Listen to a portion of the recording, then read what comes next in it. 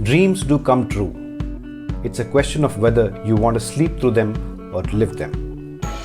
Hello, namaste, and welcome to my channel Pearls in the Ocean. My endeavor is to bring forth people who I have known personally who have dared to dream, break stereotypes, cut through the cliche, and are doing something that gives them a sense of personal satisfaction. They are making a difference in their own unique way. I hope these conversations resonate with you and inspire you to go the extra mile, just like these pearls in the ocean. Hey there, this is Ranjit Rao and welcome back to my channel Pearls in the Ocean. Most of the times, we have these thoughts in our mind about what we want to change in the ecosystem. There are so many issues, so many problems around us, be it saving the planet, preserving our culture, be it the government policies, the economy around us. We seem to have an opinion about everything, but when it comes to actually making that change, we don't seem to have the time, nor do we have the liberty in terms of how obligated we are with our day-to-day life. Having said that, there are some people who take that extra step, they go the extra mile to actually make this change happen. It can be in small ways, it can be baby steps towards doing it, but there are people who consciously believe that each step can lead to that change. Today, I'm going to be talking to one such person who is trying to make that change in her own sweet way. Gayatri Joshi is a social entrepreneur. She's the founder of Eco Sansar. Under Eco Sansar, she's trying to actually bring about this change. She's giving a platform to various rural artists who work on handicrafts. She's giving them an urban platform. She's widening their network. And she's also trying to reduce the carbon footprint. She is trying to bring in a lifestyle which is sustainable in terms of reducing plastic usage and such other things. Let's know more about her in conversation with Gayatri Joshi.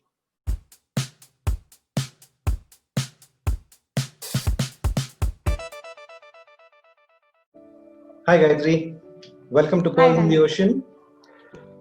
Hi Ranjit, thank you for having me over. Yeah, thank you so much for agreeing to be a part of this. I know what you're doing is something very different and wonderful, and it was important that a lot of people understand what you're doing.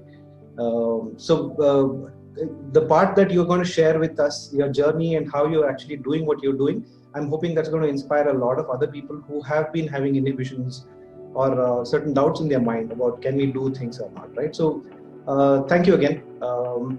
Let's start with let's start with some of your early life stories. How was it growing up, your education days, and what were your aims and aspirations at that time? Well, it was a typical education system that we were all part of, 30 years ago. So I had my education done in a government-aided school. So a lot of my giving back to the society comes from there. Because I feel that I was privileged enough to be given education at a very nominal price, and if the government has invested in making me an educated person, I need to give back in some way or the other to the country which made me who I am. And going ahead, it was just a typical rat race, especially in Mumbai, where the world is very competitive. And I was always so-so in studies, not one of the scholarly types, not one of the studious types. And I was never the kinds who could sit in one place and memorize stuff. I still have a bad memory. But you know how our education system was, we always had to be memorizing stuff. So it was completely against my personality, but you had to do what you have to do, right? So the primary section went on, secondary went on, and I took up science during college. So that also has an interesting twist. It was basically, I chose what was left of what I didn't want, so I was really bad with numbers, so commerce was out of question. And anything beyond a national flag, so arts was out of question. So what's left? Science. We didn't have any other option at that time. So that's how I picked up science. Even when you pick up science, you only have either being a doctor or being an engineer. and doctor was one thing I knew I can never handle. So what was left? Engineering. So it was basically, my entire education happened on picking up what was left after what I don't want. So not one of the best ways to finish your education, but that was what it was. I think most of us can relate to that, right? All of us coming from that generation, the kind of choices was one, the kind of exposure was another thing, and we all eventually ended up in a rat race, right? So, but what were your aspirations those days when you were growing up in your college days? What did you want to become? Well, I didn't have anything specific in mind. I just knew that I'm not fitting in here. But I didn't really know what I wanted probably because I didn't have the exposure, probably because I didn't know what are the other options available in life. And I took a long time to understand what I want to do. I would attribute it to my own ignorance of trying to find out more options, and also being conditioned to think in a certain way by the society. I'm actually very glad that you bring that up, because again, most of us can relate to that part of being conditioned, in a specific way of how your life should be, at what age, what you're supposed to be doing, what your aspirations are supposed to be, right? So, yeah. So, okay. How was your first job? What was your career start? How did those things happen? Well, after my engineering, we entered right into the recession area. So only the brilliant minds got jobs, and the non-brilliant minds were left hanging, again, thinking about what to do next. And again, it was another case of picking up what you get. So after all the technical jobs were taken away by the brilliant minds, the semi-intelligent folks entered the BPO industry. So that's how I started, and I started off my first job with being a technical support executive for Dell at Wipro Spectrum. Then we moved on to WNS as a help desk engineer. During this course, I picked up a few interests in the line that I was already in. So networking picked up my interest, and side by side, I started doing more certifications to bring myself up to the mark, to the industry standards. So I went ahead and did the CCNA, the CCSA certifications for security, and that helped me land up an actual engineer's job in ICICI FirstSource, where I was a NOC engineer for about 3.5 years until I took a break. Okay, that's so the break. Why did you take the break? Let's come to that first. Yeah, the break, like most, I would say most, not all, most women's story is, I got married and wanted to have a family. And it was a personal choice of having to take a break to raise up my children, take care of my home. And but I always had this in mind that I would be coming back in action, because like I said before, I was not the types to be sitting down in one place. I always had this urge of being in motion, in action. And I always had this urge of doing something back for the society. So bringing up kids and home was definitely important and fulfilling, and it was definitely by choice. But I did want to add another dimension to my life apart from this. And so during that time, were you thinking on the lines of doing something outside of the corporate world, like an entrepreneurial thing, or that happened a little later? That happened a little later, actually. Even while I was bringing up my children, I did do an MBA course to stay up to date, again, according to the industry standards, where, we were told that if we appear to be out of the job market for a long time, then our value goes down, So to be able to show on paper that, I've been doing something for my career, I picked up MBA. Of course, I continued it because it was also interesting. It was something that I developed an interest in as I kept reading on it. I finished my MBA. My kids were old enough to be, kind of taken care of with their grandparents and with the father. I thought I was ready to kickstart my career again. And I did enroll for quite a few job placements and did quite a few interviews. But I think when you become a mother, a part of you changes. And somewhere, all of these corporate jobs, they started appearing very meaningless. I said, yeah, fine, I'll be going there and sitting at the desk for 10 hours and earning a few bucks, but that's about it. I didn't find any satisfaction level. For some strange reason, the drive that I had before when I was working and the kind of high that I used to get of being able to solve technical issues or get an appreciation from the client, somehow those things weren't as appealing to me at that time. My whole view around the world changed. I started looking at how dangerous the world has become for my kids. And this was definitely not the kind of place that I was born in or I was brought up in. It's just gone so bad.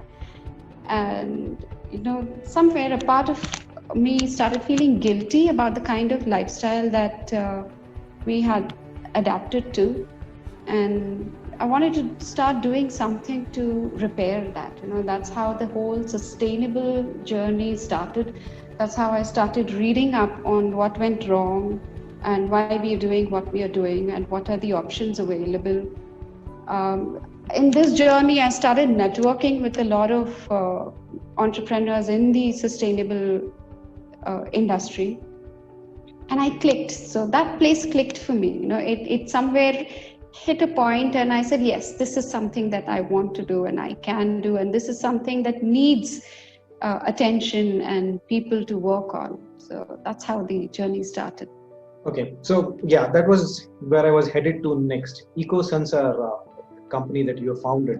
So now you're a social entrepreneur. So you kind of gave us a gist of how you got to the eureka moment for you to start something on sustainability, right?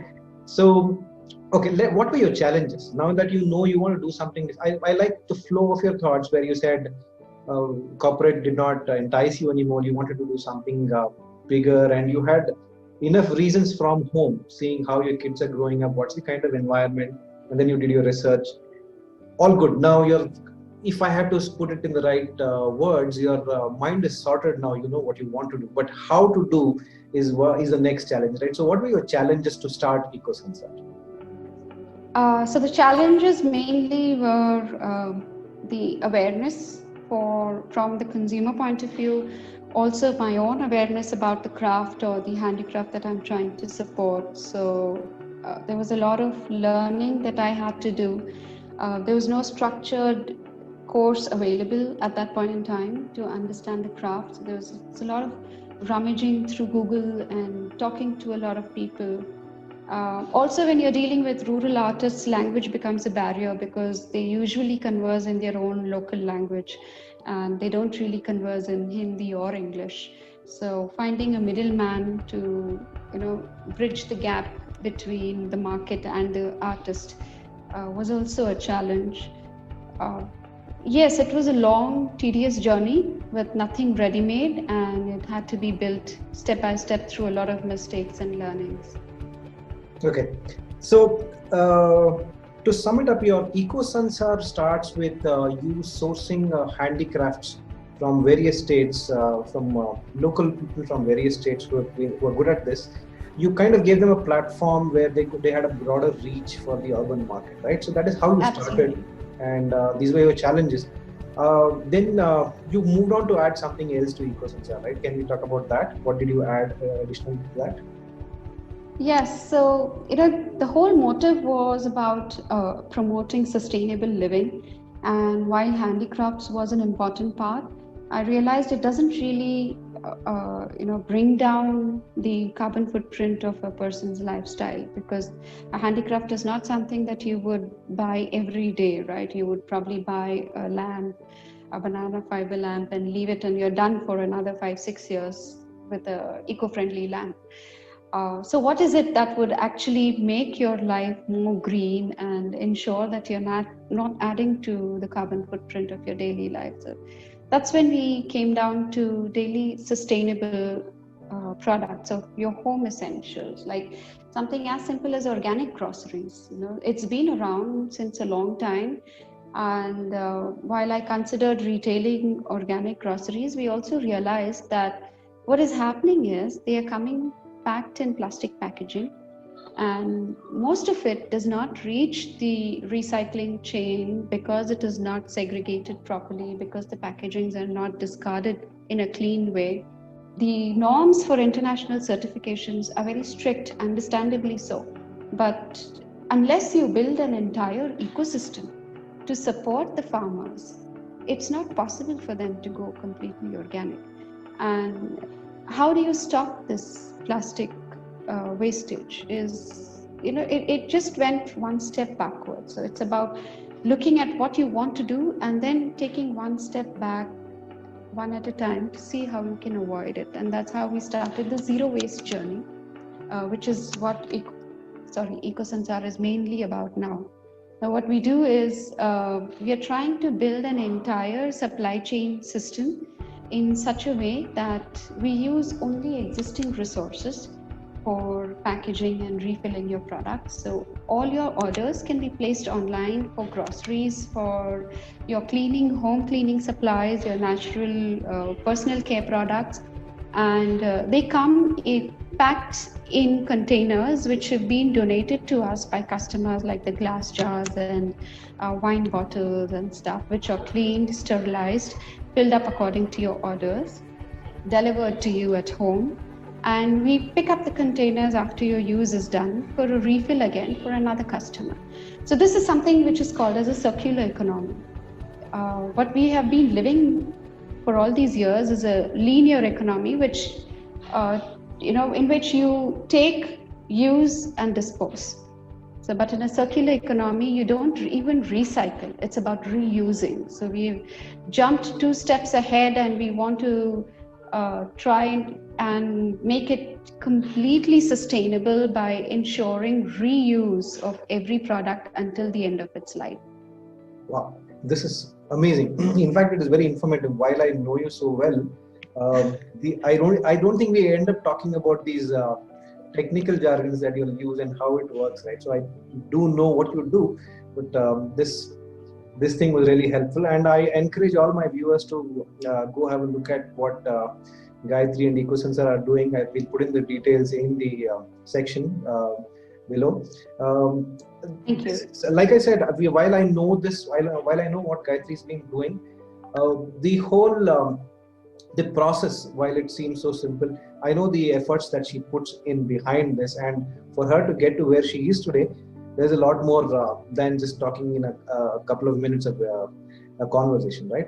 So coming to my next part, right? What I want to know 2 things. One other thing that people worry about when they get into venture like this. So when you want to do something entrepreneurial, your one is your purpose, and second part is your monetary benefits, right? How do you, what is your view about how money comes into such causes when you're doing something like this?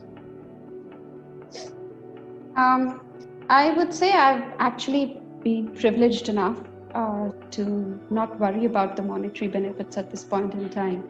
And I have a very supportive family also, who are not pressurizing me into, trying to get the returns on the investment. We are fully aware that, the consumer is not ready for such a concept right now. It is a very new concept for this generation. This is something that was being done on practice 30 years ago. So it's nothing new. It's no rocket science that we are trying to do, but it's just that this particular generation has not seen this kind of a lifestyle. And monetary benefits, no, this is not my bread and butter earning yet. So I'm able to take it slow. I'm able to try and keep pace with the consumer mindset and go at their pace on how to change their lifestyle. I think that is really important when you're in a space like this, which has absolutely no, support, and we don't have the kind of funds that the big companies have to keep bombarding you with ads on your face that you eventually start thinking, oh yeah, this is right. So yes, I think I've just been plain privileged. Very nice. To be able to. I find you modest in saying that. I know a lot of people have this privilege, or to a large extent, but one of the things I've noticed in people who are getting into something of their own, right? When they want to venture out and do something, people look at what is my returns, financial returns in that, and how fast is my success, right? How far am I reaching? How many people would know me? And these are the parameters that people like to keep in mind when they're getting into something that they want to do. Very few people have this intent that, what I'm doing is going to take time. It's a new concept. The reach is going to be slow. If there's going to be a lot of friction, it's not going to be easy to break through this. So I know very, very subtly you put it that I'm privileged, I have this, but even with that, it's like fighting for a cause, right? It's not going to be easy to change people's mindset. Absolutely. And to get them to move into something like this when we are already in a convenient place with what we are doing right now. So you have to change the mindset, you have to build this, and it's not about the so-called success that people look at. You're not trying to be a global leader, have a multi-billion-dollar company. That's not the goal, right? So I think that's really wonderful of you to even think of that. Thank you. Again, that should inspire a lot of people to say, when I want to do something, doesn't always mean that it is tagged to certain cliched success and goals, right? Everything that comes to your mind, if it's got some meaning and purpose, go ahead and do it. The results will come maybe much later, but it's worth the whole thing, right? And, yes. So my follow-up question for you with this would be, what are your fears? What are your future fears now? Are there fears in your mind, this will not work, I won't be successful? What are your fears? Absolutely. Sooner or later, I do need to break through. I do need to be able to at least, bring in the money to run the business on its own, if not make it a bread butter earning. So yes, that is an existing fear of how long I might be able to sustain this. But the cause always makes you run behind it. There have been times when I'm like, I'm done. People are not listening and they don't want to change. And I can't keep doing this. I can't keep talking to the walls all the time. And you call up your friends and you tell your husband that, that's it. Yeah, this is the last month. I'm going to wind up my store next month. So I have been to that situation, and you spend a couple of days thinking about it, but it doesn't let you sleep. It just doesn't let you sleep. There is something that in you that pushes you ahead. Come on, this one last try. Probably this is something that might click. This is something you should have done. Let's give this a shot. Let's give that a shot. So that's what keeps you going. And yes, I think when you're passionate about something, it shouldn't let you sleep. It has to kick you out of the house. That's when your passion sets in, and that's when you will really pursue it. Very nice. In fact, my next question would have been that I wanted to check with you what keeps you moving, what drives you each day, because corporates, there is somebody else. Most of the time there's somebody else driving you. You know what you're supposed to do each day. There is a end of the month, there's a salary coming in. But in such cases, you need to push yourself every day, right? So there needs to be a motivation. So you wonderfully answered that, Gayatri. So I know what motivates you now. So while I think a lot of people would still have questions, a lot more questions, and they can probably reach out to you for that. But in our given time frame, I want to know your parting thoughts. Are there any suggestions or advice to people who want to be doing something like what you are doing or on similar lines, but there are other thoughts, fears and anxieties in their mind, and how to start? So anything that you want to tell people?